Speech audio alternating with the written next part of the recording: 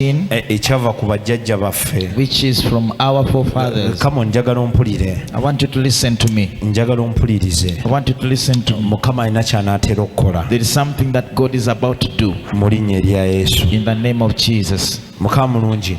So we twali mu kufa mu kibi. When we were dead in sin, nga Sitaani atutwala omwaka 2023. that the devil was taking us in 2023. Wiiki ewedde. The last week, Mukama n'akitwambulako. the Lord took it away from us. Kakati kye tuliko wano. Now this is what we are here. Kye twogerako essaawa zino. This is what we are talking about. Mu linnya erya Yesu. In Jesus' name. So agambe nammwe mwali nga mufudde. Say that as you were also dead olw'ebyonoono byammwe. because of your sins.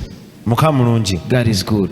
olw'ebyonoono byammwe. Because of your sins. mwali mu kibi. You are in sin. Mukama mulungi. God is Kakati ayinza obutoogera. He may not speak.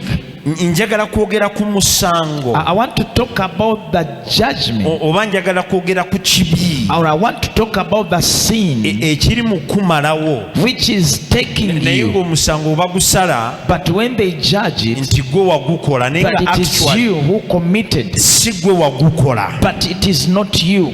Mukama mulungi. God is good. Si gwe wagukola. It was not on you. Repercussions ezaava mu ekyo ekibi. But the results from what came from that sin, oba effects ezaava mu ekyo ekibi. the effects from that sin, ate ziri ku ggwe. they are now on you.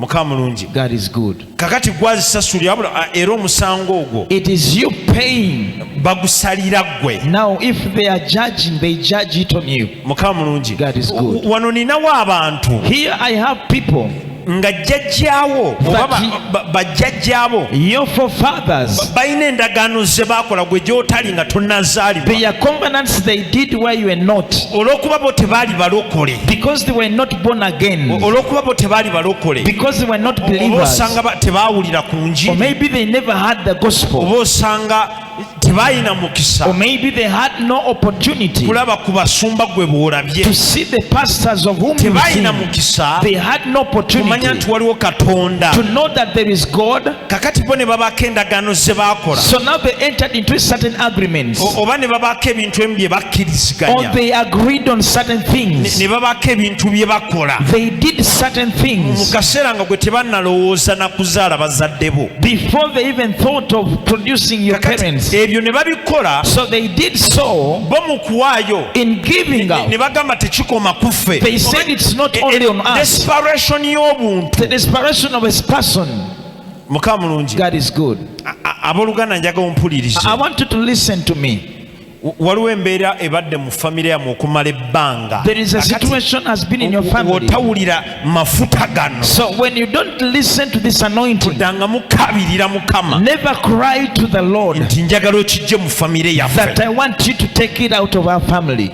Kyukira muno omugambe. Tell your neighbor, leero w'otakikola today when you don't do it, teri lunaku lulala lw'otugenda kikola. there is no any other day you'll do it. leero w'otakutula muguwa ogwo Today when you don't break that chain ogwabadde gubasibye, which was holding you, ogwasiba ab'enju yo which bonna, tied up all your house, ogwasiba bazadde bo, which hold on to your family. otakukutula If you don't break it leero today, togenda kuddamu gukutula. you will never break it. Mukama mulungi. God is good. So abantu tuyagaayaga People, we are always into yearning olw'obwetaavu. because of need. Kitwale bw'oti, buli woyimirira wano n'osaba, Whenever you enter here and pray, eno esaala yammwe abasinga gye musaba. most people, this is the prayer you pray. Mukama mpa omukisa God bless me, n'ab'enju yange. me and my Kakati, household. buli w'oteekako ab'enju yange, So whenever you include your house people, buli w'oteekako ab'enju yange, whenever you include your household, twogera ku baana we're talking about the children abagenda ofuluma mu nju eyo. who are going to come out of that house. twogera ku baana We are talking about the children abagenda ozaalibwa mu nju who eyo. are going to be born in that Buli house. wosiga ensigo n'ogamba Mukama Whenever you sow a seed and say, mpa God, omukisa bless me, nze n'ab'enju yange. I and my household. Nabana abaana b'ozadde Even the children you bore out, Mukama abawa omukisa. the Lord blesses them. Kakati abooluganda kambabuulire So let me tell you enkola ya sitaani that the work of the ways of the devil, teyawukana nnyo naye abaana b'abantu. it is not different far from the ways of Son of Man. Tuli ffenna Are we together? enkola ya sitaani The way of the devil, teyawukana nnyo naye abaana naye akatonda. it is not far different from the children of sons Wogenda of men. maaso ga sitaani So when we go before the devil, ayagala omwewe he wants you to give up yourself to him, n'ab'enju yo. you and your household. Kakati gwe nga w'osaba So the way you pray nti Mukama mpa omukisa that God bless me, nze n'ab'enju yange. I and my household. Nabali bajjajjaffe So even our forefathers, mu butamanya bwabwe in their ignorance, balina endagaano ezimu ze baakola there are some covenants they did, ne bagamba and they said nze n'ab'enju yange that I and my household, tunaasamiriranga we shall always practice witchcraft wansi w'essabo lino. under this shrine. Nze n'ab'enju yange I and my household, tunaasamirira we shall always do witchcraft wansi w'omusambwa guno. under this spirit. Tuli ffenna Are we together? nze n'ab'enju yange That I and my household, tunaasamirira we shall always do wansi witchcraft wa jjajja ono. under this. Kakati gwe wafuna omukisa omubi, For you, you got a misfortune. laba w'ofubutuka mu nju eyo So now you come out of that house eyakola endagaano which made an agreement nti tunaasamiriranga that we shall always practice wansi w'omusambwa ogwo. under this spirit. Tuli ffenna Are we together? abamu ndabye ku bantu I've seen people. oli n'agamba Someone says, buli mwana asooka mu nju yange every firstborn in my house ye talifuna zadde, will never bear children. ezzadde erirye That their children, ndiribawanga. I will always give them to Kakati you. awayogera ku ba first born. So now he talks about the firstborns. N'obeera mu famire, So you are in the family. n'obeera mu famire You are in the family nga bonna baganda bo baazaala that all your siblings bear out children, naye nga gwe tewazaala. but you never did. Buli lubuto lw'ofuna luvaamu, Every pregnancy is out. buli lubuto lw'ofuna luvaamu. You get Naye nga miscarriages. kyava ku ndagaano eri gwe gy'otaali. But it's from the covenant of which you were not there. Nina gwe njogera naye. Am I speaking to somebody? Mukama mulungi. God is good. Kakati igwe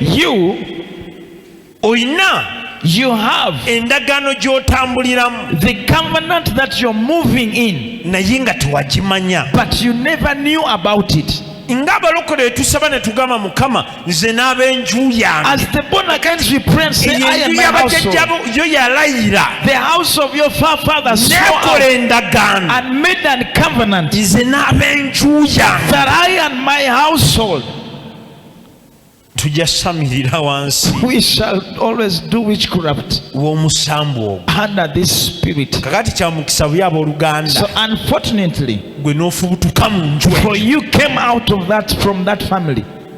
n'ofubutuka mu nju You from that family eyakkiriziganya obutafumbirwa, which agreed not to get married, eyakkiriziganya obutawasa, which agreed not to marry, eyakkiriziganya which agreed okuweereza gwe ne kyotamanyi, to serve what you don't know, kyotayogerangako nakyo, what you've never spoken with. gwe n'ofubutuka mu nju eyo So you now come from that family eyakkiriziganya okukolera mu bwavu, which agreed to work in poverty, n'okolera mu nju eyo and you work in that house eyakkiriziganya which agreed okufa nga bato. to die young. Mukama mulungi. God is good.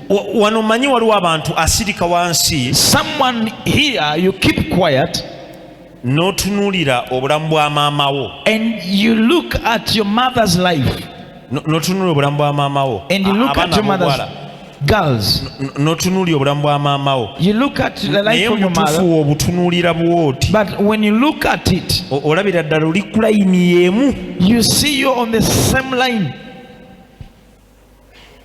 Mukama mulungi. God is good. Otunuulira obulamu bwa mukadde wo, When you look at the life of your parent, olabira ddala You see, oli ku layini y'emu. you are in the same pace and the same line. Abamu ku mmwe mwafuna omukisa okumanya bakadde bammwe Some of you got wabweru ne opportunity munda. to know better your Amazima gaba parents. mazima saagala ogambe neighbor one gwe ku mutima okimanyi. You know it in your heart. Taata wo layini gye yakwata The line your father took, nawe oli ku layini y'emu. you are on the same line. Tokyalina kyakukola. You have nothing to do. Maama layini gye yakwata naawe Your mother's line oli you ku took, lugendo olwa. you are on the same trip. Maama yasaba embaga, Your mother prayed embaga for the yagula, wedding. The wedding, abasajja baamulimba men deceived ne her. bamulekawo nga bamuzaddemu nga gw'omu ku baana abamuvuddemu. You are one of the products. Kakati maama emyaka gye yatuukako, So the years your mother reached on, ekigambo mbaga akiwuliranga he hears the word ekirooto. about the wedding as if it's a dream. Yatuuka yabivaako, She gave up. talina na ssuubi. Kaakati naawe omwana So you, a child, oli ku lugendo lwe lumu ogamba you're on the same journey saying, ya naatera nange okola ki I'm about to nchirengera. okubivaako. I'm about to quit. Abooluganda nabulyako ku njiri eyakati. I've ever had preached the Kino gospel. ekintu kabanga kati mu misinde. It is like a racing. Mukama mulungi. God is good. Kabanga kati It is like a stick. ne bakakwasa ng'olina okukongerayo. You're given and you have to Kati give to abamu mulina another. obuti obwo bwe baabawa. Some of you have those sticks you're Maama given. yafa endwadde emu, taata yafa endwadde Your emu. mother died of the same Kakati disease. naawe tuli mu kusaba. So we are also praying for Endwadde you. eyatta maama eyatta taata. For the disease which killed your mother or father, Kakati naawe yeekubonyabonya. it Tuli is mu the same kusaba. sickness tormenting you. Maama yafa tazimbye, Your mother taata died, yafiira mu bupangisa. never built in rental. Naawe wano oli myaka So emeka? there you are. Myaka 3, myaka 4. 30, 40 years. Naawe oli mu You're bupangisa. still renting. Otambuza ndagaano. You're taking the covenant ahead. Otambuza katyako. Your stick is moving. Naye Yesu, Bayibuli etugambye But the Bible says, wiiki ewedde last week, Yesu yasazaamu buli ndagaano yonna. Jesus cancelled every covenant. Mukama mulungi. God is good. Atugambye wiiki ewedde He said last week, we yazuukira when he resurrected, yasazaamu buli ndagaano yonna. hey, he cancelled out every covenant. Mukama mulungi. God is good. We yazuukira When he resurrected, akusanga odduka n'akati k'obwavu. he finds you running the Akusanga stick of odduka n'akati poverty, k'endwadde. the stick of sickness. Kano akati katambudde mu famire yammwe okumala Now ebbanga. this stick has been rotating in your family for a long Akusanga time. odduka nakeera k'otwala. He finds you running with it. N'akwekiika amaaso n'agamba kano kenzise. Stands to your way and said, hey, now I've come. Nkwasa akati ako. Give me that stick. Kwata akati akapya. Now get a new stick. Katwalira abaana bo. Take it to your Katwalira abazzukulu bo. to your descendant grandchildren. Mukama mulungi. God is good. So agambye He said, mwali mwafiira mu kibi kyammwe. you were dead or had died in your sin. Bali abakikola tebaliiwo, baafa emyaka 12 People emabega. who did it died years ago. Gwabonaabona olw'ekibi. Now it is you suffering because of that sin. Endagaano ekubonyaabonya si gwe wagikola. Bali abagikola baafa dda. The people who made the covenant which is tormenting Tetumanyi you, we bali, oba bali mu ggulu oba bali mu genda, we don't know tetumanyi. even where they are, in heaven or in hell. Bagikola. They did it. Bagikola. Yes, they did it. Bo baavaawo. They left. Omuntu abonaabona Now a person suffering olw'ebyo bye baakola, because of what they did, kati ye gwatudde wano. it is you seated here. Kyukira muno omugambe Tell your neighbor, abakadde bye baakola, what the parents did, kati nze abonaabona. now it is me suffering. Naye Yesu azuukidde. But Jesus resurrected. Bikoma wano leero. Things are ending here tonight.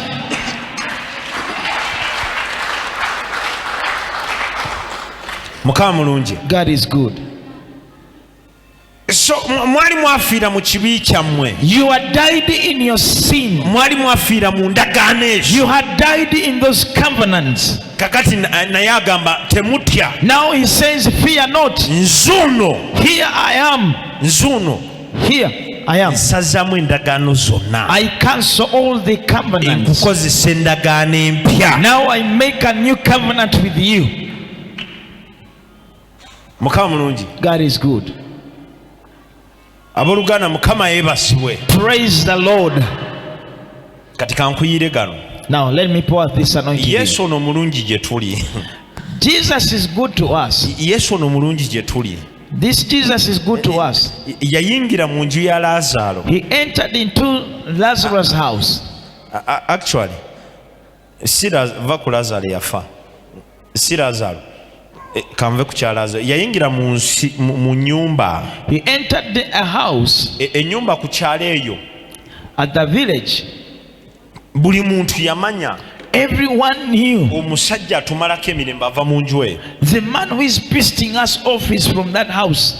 Omusajja atumalako emirembe. The man who is taking our peace. Omusajja atwala sente zaffe. The man who is taking our money. Omusajja atujjako omusolo ogw'amaanyi. The man who is taking the biggest taxes. Zakayo omuwooza. This Zacchaeus. Ava mu nju eyo. The tax collector is from that house. Mukama mulungi. God is good. Kakati njagala olabe kino. So now I want you to look at this.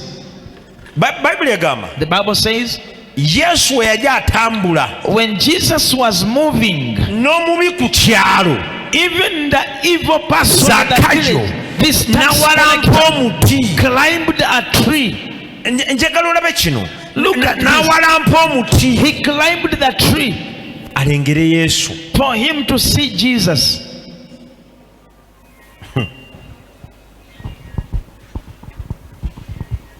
Mukama mulungi. God is good. Kankigende mpola okitegeera. Now let me move it slowly. Ekyalo kyalina ekizibu. The village had a problem. Kakati ate kino ekizibu. And now the problem, Ebintu by'edda tebyabanga byakulonda, byabanga bya nsikirano. those things were when heritage is not this election, that, not leadership. Tebyabanga byakulonda, byabanga bya nsikirano. It was hand in heritage. Ye lwaki ngamba ebyedda n'ebyennaku zino ebimu. Even these days, Mu mawanga agamu ebintu by'obukulembeze other bya nsikirano. nations you inherit. Wano e Uganda alo minisita yafa. There is a minister who died. Actually yali MP ate nga minisita. He was an MP member Naye of we yafeera parliament, minister. balonda wa family yakola ki? But they chose a family member who replaced Era ye yaddawo. the one who went to that position again. Nawano ebitabo ebiri. So things are like that. Era n'omukulu tumulaba naye era Siriyo. oneegaana. Ezo zo ziba nkambwe.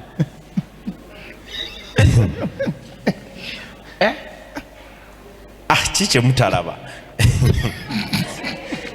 Nti era olaba n'omukulu alina emyaka gy'alimu. There is Egyo an emyaka age. gyammwe gye gy'okweraliikirira okufa. Naye era omulaba siteepu eddako. The next step. Era ogiraba nayo. Olaba pulaani yaffe y'emyaka emirala 5 weeri. Our plan Etambula of buli district. 50 years, more 50 years. Abanyankole mugenda tufiirako bufiizi. Kati gyo nagyo myaka mirala 5 giri awo. Sina gwe nnumba naye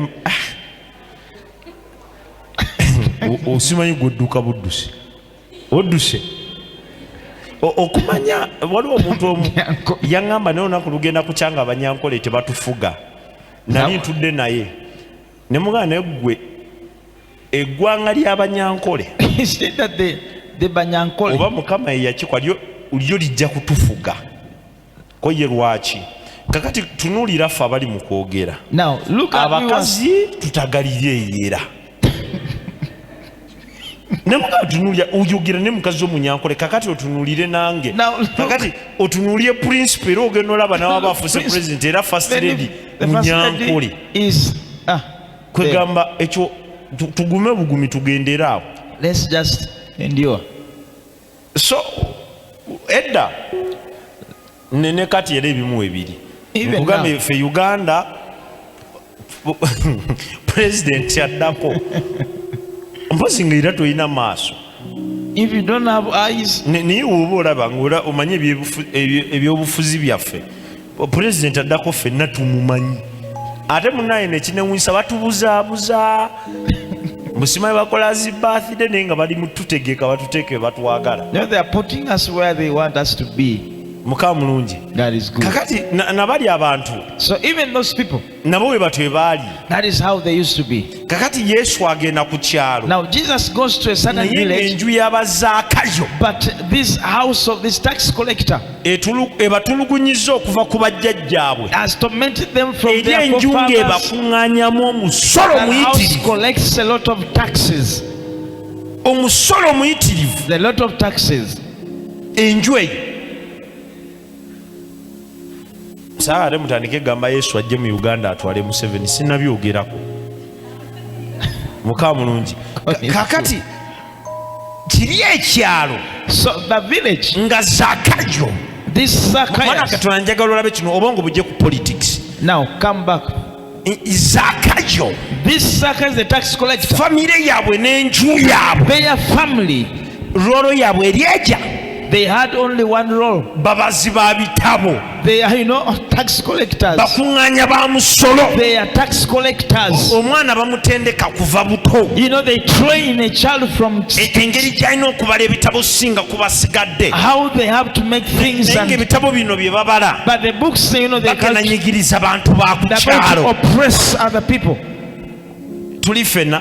Are we Kakati together? laba Mukama wakikola. See how God does it. Yesu n'ayingira ekibuga ekyo. Jesus enters that town, N'ayingira ekyalo ekyo. enters that village. Abantu kye bataamanya What people didn't know, nti ekyali kimuleese that the reason he had come, kukakkanya nju eno. it is to come down this house. Kukakkanya nju eno. It is to put this house Weyajja down. ng'atambula When he came moving, ne bamulengera. and they saw him. Zaakayo n'akiwulira Now Zacchaeus heard nti Yesu akola ebyamagero. that Jesus, the miracle performer, Azze mu kibuga. has come in the town. Zaakayo n'agamba And Zacchaeus said, neetaaga okulaba ku musajja ono. I need to see this man.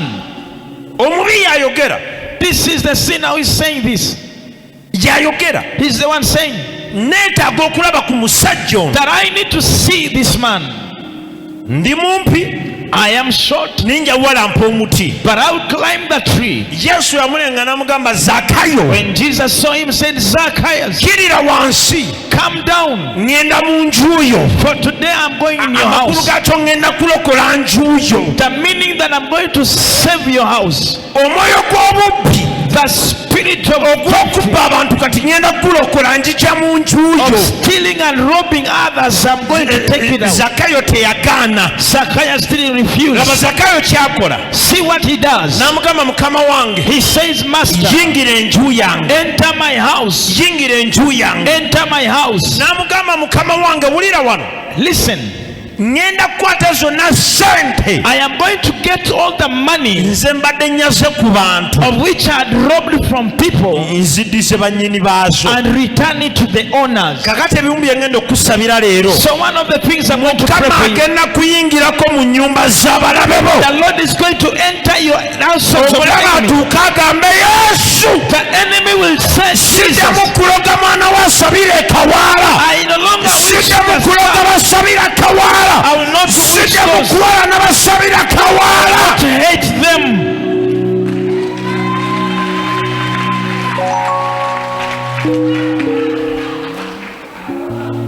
Kakati banaade bagamba ayingidde mu nnyumba y'omunyazi. So the people are saying he has entered the house of the Baliawo prophet. nga Zaakayo afuluma abagamba. Zacchaeus came out saying, Banaye omusajja amenyewo endagaano y'obbasoloza omusolo ogutaliiyo. the man had removed the covenant of N'abagamba collecting mwena balina taxes.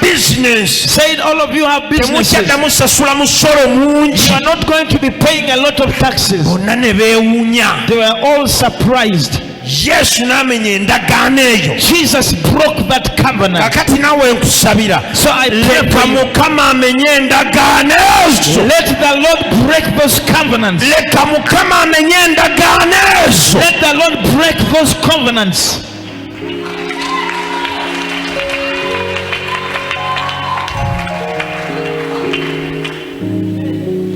Mukama mulungi. God is good. Yabagamba temutya He told them, do not fear, kubanga mpangudde. because I have overcome. Wano atugambe twali twafa mu kibi He said kyaffe. that we had died in the sin. Twali twafa mu kibi kyaffe. We had died in our sin. Naye That n'asasula.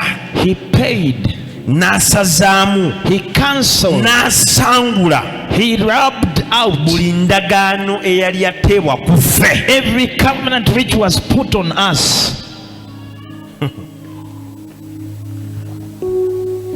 Wekito n'ekya Zaakayo bwe kyali. That is how Zacchaeus' things was. N'asangula endagaano y'emisolo egijjudde giti. He rubbed and cancelled the covenants of kutuula mu taxes nju ya mubi. to be in the house of a sinner. Mukama agenda tuulako mu nju ya landiroodi wo. The Lord is going to sit into the house of your Mukama landlord. agenda tuulako mu nju ya landiroodi wo. He will sit in the house of that landlord. Kugamba And that landlord will tell waye you, nkwetaaga mu meeting. I need you in a Buli meeting. wakuyita mu meeting ayaga kwongeza ku rent. Whenever I used to call you, he wanted to Naye increase agenda your rent. kujja kugambe mmaze ebbanga kina nti myaka ena. But he will call you asking how long Osasula have you kakadde been. kamu buli mwezi. You're paying one M every month. Mupangisa gwe obadde mwesigwa tuve kakadde tudde ku ataano. Let's now lower down from 500,000. Nagiri emyezi ebiri emabega ngikusonyiye. I've forgiven all the months behind. Mukama agenda tuulako mu nnyumba ya landiroodi. The Lord will sit into the house of your landlord. Mukama agenda yingirako mu nju y'abo abakubanja. He will enter the house of those who are demanding you abateekemu ekisa mu mitima gyabwe. and put mercy in Bagamba their omukyalo heart. ono gwe nnemeddeko ekituufu tewali ssente. Say what for this woman Kansooke has mulekemu no money. afune ssente. Let me first leave her to get money.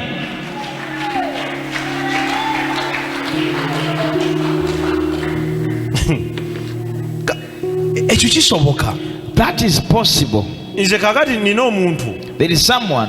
alina ssente za mmanja. Someone is demanding Noba me tugenda money. myaka emeka ne buli wansanga But whenever the person finds me, aŋŋamba nejjengo he said, hey, kyokka no ssente mpitirivu. a lot of money. Twogera ku miliyoni nga 10 plus. You're talking about Ne 100 million buli plus. wansanga But whenever he finds me, bino bye mbeera mu makooti gange. he thinks right now. Naye olumu manyi omusanga I always find, n'aŋŋamba naye gwe tusooke twogerewo mpaddi ssente zange. say, but when are you giving me my money? Ne mugamba lindako. And I will tell the person, Ofuna tonneerabira naye ng'akola ki?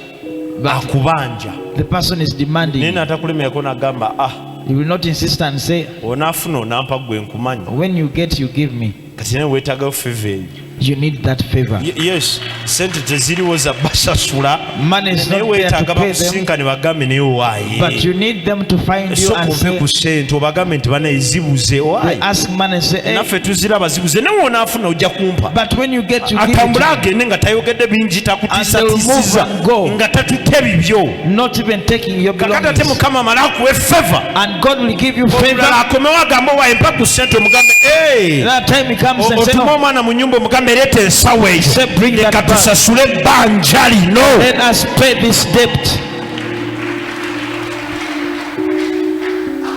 Mukama mulungi. God is good. So okyetaaga mu bulamu bwo. You need that in your life. Abooluganda okyetaaga. Brethren, I said you need Bwe that in your twogera ku life. feva ya Mukama When we talk about the favor of God, kino nakyo kankibatangaasa. let me lighten this to you. Ebintu bya Katonda birina protocol. The godly things have Ekisooka got nga protocols. tonnamusaba kusasula mabanja go sooka omusabe. Before you pray to pay your Mugambe, debt, Mukama mpa feva. Tell him, God, give me Abamanja favor. basobole okuntegeera. those who are demanding me to understand Bwe me, bamala okukutegeera kakati omugambe Mukama mpa feva after understanding you, say, God, give me favor nsobole osasula ebbanja. so that I pay the debt.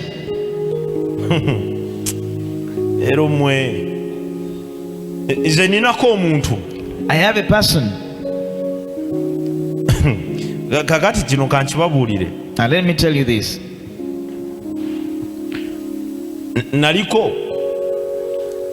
Naliko ne brother Brian. I was once with Brother Brian, Kati ali mu byabufuzi. now he's in politics. Lumu tulina we twali. We had gone somewhere one day. Actually twali mu kooti We had gone into the courts of law. nga liwo omuntu wammanja Someone was demanding me. zali miliyoni 800. That was 80 millions. Kakati nga batusamonize. So they had summoned us. We twatuukayo When we reached there, oli najja nagane musumba. someone said, but Pastor, Kale bino bye tulimu ebya kooti nnyonona na kitiibwa kyo ngenda kufuna bikolimu bya I'm bwereere. just going to get curses for nothing. Tubireke tugende. Let's leave it. Gokoli n'amugamba naye kimanyi musumba n'ejjo bwe yadde asabisa. You know that when Pastor was leading Yalimba prayers, omusajja nga muwulira. N'agamba He said, we yabadde asabisa nabadde muliranye naye nga nali simuliranye naye nawulidde musumba nga asaba nga ekimuli ku mutima yaga Mukama mwesensita asasule ebbanja lyo kati n'oli olwakiwulya n'agamba when the other one heard it, said, kyabadde asaba musumba wanazifuna bambi ajja zimpa musumba genda Pastor, go, when you get it you will pay me. kati gwolaba otya bwogiddayo n'ogamba landiro lino nva ku kyaki I was from mbadde church, nsaba nfune sente nzikwe kati nindaamu but I was praying to get money to give it to you. mpozi ng'enjuza ati maamawo bano balandiroodi saba omusange that you find nva ku kyaki kusaba Mukama kumpasa I'm from church to pray, God to give you money. ayinza n'okukuba oluyi naye gwe omugamba nva kukusabira You tell them, era just mu pray ssala for you. zensabe Mukama ampe sente wiiki eno nsobole okusasula kati Among the ninda prayers, so this week, wait for me. kati kankubulye gwe tomutya oba ajja kwogera biki oba anakwati gwe kyogere Just speak that. omale odde eri ogambe Mukama Then you go and say, God, neeyamye mu linnya lyo I vowed in your name. Mukama kinkolere God, do it for me. Mukama ajja kikola The Lord will do it for you. naye mu okukkiriza kwammwe okukkiriza kwammwe Your faith, okukkiriza kwammwe the type of your faith, kizibu kiri awo nakyo that is another problem. kizibu Mukama mulungi God is good. gwe ddayo omusisinkano omugambe waaye Go back and meet them. ne Say, ku kyaki gwe mbadde nsabira nsasula I've just amabanja go been praying for you, mbadde neegayirira ku lulwo nsobole osasula ebbanja been interceding for you to just to pay your debt. kati mpaamu obudde amafuta gasobole okuntambuliramu So give me time that anointing can flow. oba ayomba oba tayomba Mukama ajja And kikola whether he quarrels, and the Lord will do it. waba musajja omugambo waayi If it's a man, tell him, toyogerangako kukunkuba mbaga you've never naye spoken mbadde nno about kyensabira wedding. That is what I've been praying for. waayi obadde okimanyi nti mbadde nsaba Mukama akwe sente onnyanjula Do you ewaffe know that I've been praying God to give you money so that you introduce era me? hani woozifuna And when you get it, ntwale ewaffe take me. tugende ewaffe Let's go home. ajja kweyogeza ebyo byemusaba tebiriiyo You know, ebyo tebimusaba naye Mukama ajja kukimukola but the Lord will do it. akyaleko mu mutima gwamugambe baasi Then God visits his heart and says, sente zizo genda ogye muwala wange ku lujja now here's the money. Go introduce my daughter. amamu abakubye engalo Mukama akibaweera May eddala the Lord do it for you. gwayimiridde Mukama akikuweera eddala You have stood. May God do it for you. Mukama akikuweera eddala May he gwayimiridde give it to you permanently. mu linnya erya Yesu. In the name of Jesus. Mukama mulungi God is good. so yengeri gye tumenyamu It's endagaano the way we break the covenant. kati kankuyire gana amafuta omukyalo omu yalina ekikulukuto One woman had a naye flow teri blood, yamugamba but nobody told her nti w'okwata ku Yesu that when you touch onto the garment, w'okwata ku Yesu that when you touch on Jesus, ogenda kuwonyezebwa teri yakimugamba nobody told her. naye ye olwawulira nti ono omusajja akola ebyamagero But when she heard that this man does miracles, yadivelopinga birifu eyiye she developed her own belief. teri yamugamba wabula yadivelopinga birifu eyiye But she created or developed her own belief. n'agamba waaba awonya abantu kitegeeza nange bwe mukwata Said if at all he heals people, nja kuwona when I touch him, kakati I'll get omukyala healed. najja n'akwata ku Yesu So the woman came and touched onto amaanyi ne him, gava mu Yesu and the power eno came endagaano out of y'ekikulukuto Mukama n'agijjawo covenant of the flow blood. God took it away.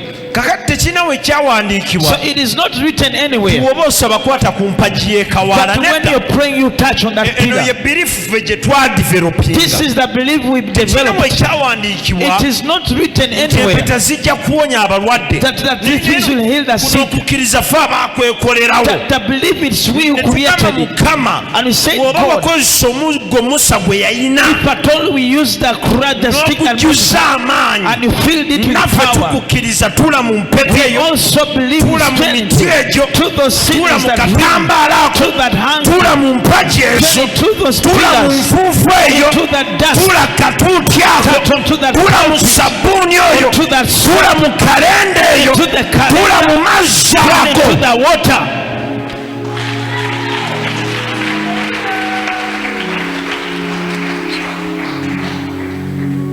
Mukama mulungi God is good. naye kuno okukkiriza kwali kukwe. But this was half. Teri yamugamba nti wokwata ku Yesu. Nobody said that when you touch ekyambalo Jesus, kikyokka kisobola okuwonya. that his garment can heal you. Yali creative. But she was creative. N'agamba n'omusajja waba awonya abalwadde. She said that if I told this ekyambalo man, kyokka kyayambala kyanjawulo. the garment that he puts on is so different. Wenkikwatako obukwasi. If at all I touch it, wenkikwatako obukwasi. if I touch it, ngenda kuwonyezebwa. I shall be healed. Hey, teri yamugamba. Nobody told her. Yeetumiikiriza. She just sent herself n'akikwatako. and touched it. Endagaano y'okukulukuta And the n'eggwaawo. covenant of flowing blood was gone. Mukama mulungi. God is good. Endagaano y'okukulukuta That n'eggwaawo. covenant of flowing blood was over. Abooluganda njaga okugamba leero Mukama tagenda leka ndagaano ezo mu bulamu bwo. I want to tell you the Lord will not leave those covenants in your life.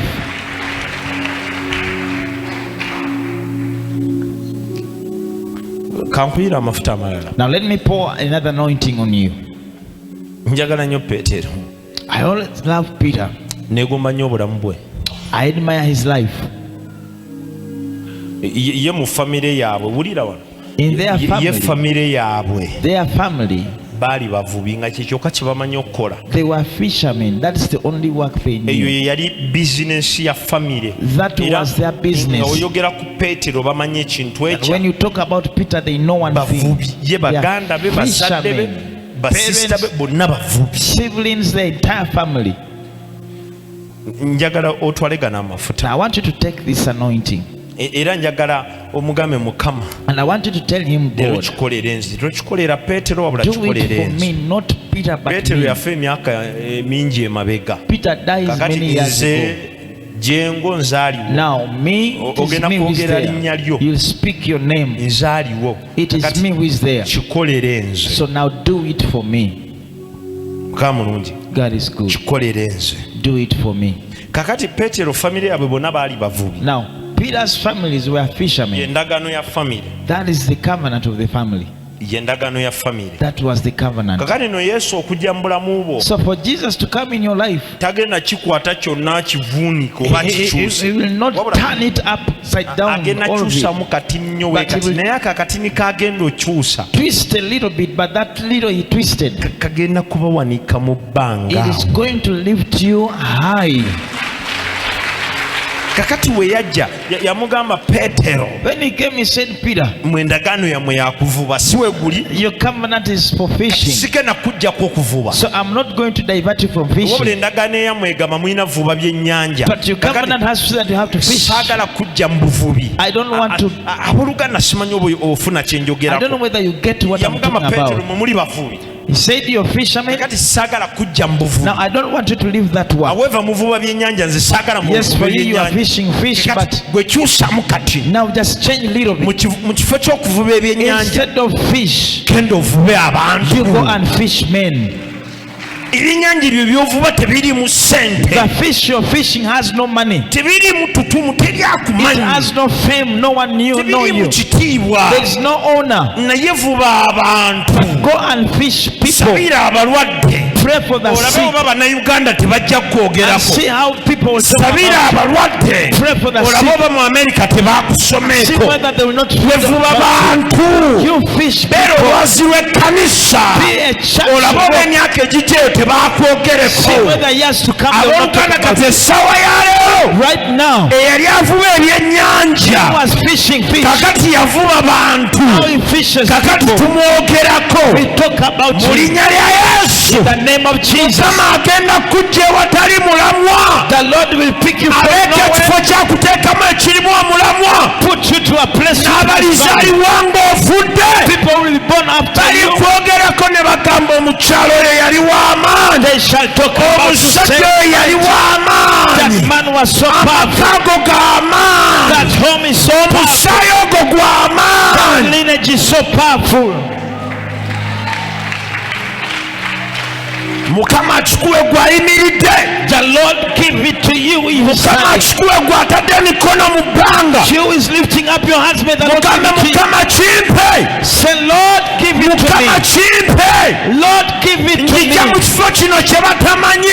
Pick me from the place that get me out of this place of someone is moving out of this place. Someone is going to a great work. Someone is making a big business. Thank you, Lord.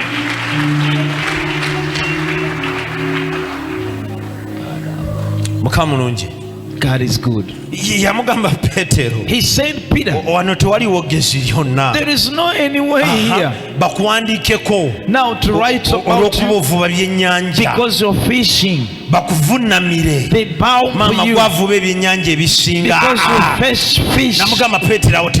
He said, Peter, there is no work for you here. This sea is wasting your time. Come into my world. Come and pray for the sick. Come and preach the gospel. The world will talk about you, the right about you. My daughter, my daughter, my daughter, my daughter. Jesus said, there is no value. The life without hope. Today is gonna give it to you. You will need to receive it. My that man who doesn't give you money, they give you one who has money.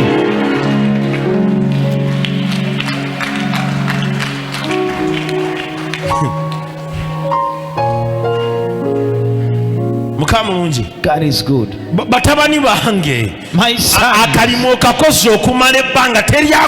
you've done that job for a long time. No one knows you. Don't recognize you. Don't boost. There is no way you can boost for what? Jesus says, come. You are going to show off in Jesus' name. You shall show off in Jesus' name. We have businessmen in the city. Some of them we see them but we don't know them. But there are some we know, we talk about the names and we know the owners of the city. You admire it and God is going to give it to you. There are people you see and ask the job they do, that they have to say, but there is a someone stands in the name of Jesus as your pastor is known. Receive the anointing of being famous everywhere.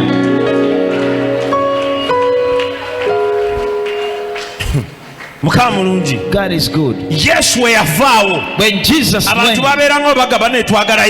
people used to say, we want to see Jesus. When Jesus went out, they started looking for Peter. They started asking, where is Peter? Whenever Peter could reach, they said, oh, thank you for coming. That is what Jesus told him. He told him, in fish there is no life. There is no value. But here, there is value.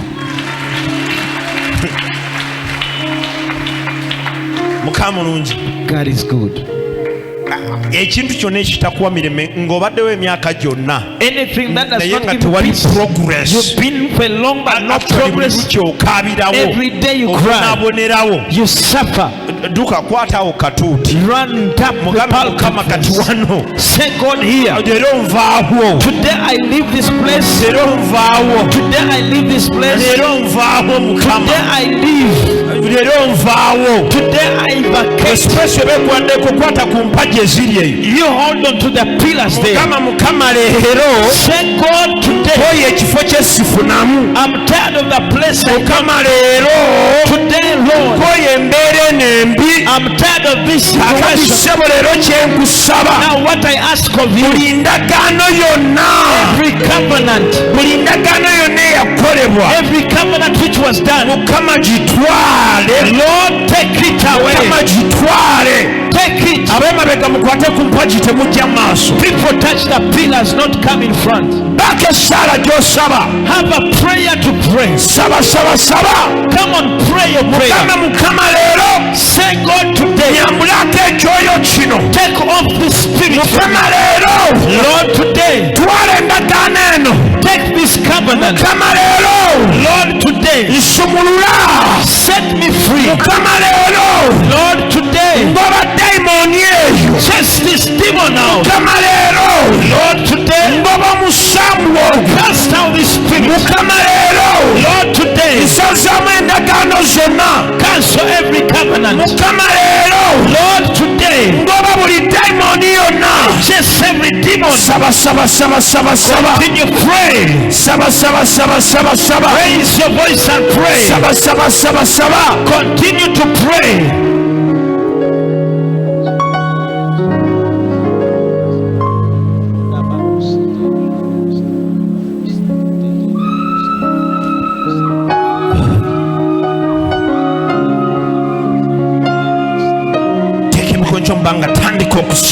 Lift up your hands and begin to pray. He said that every covenant, he cancels every covenant. You can go back in your position and stand. Go where you've been standing. People go back in a position and lift up your hands. He cancels every covenant.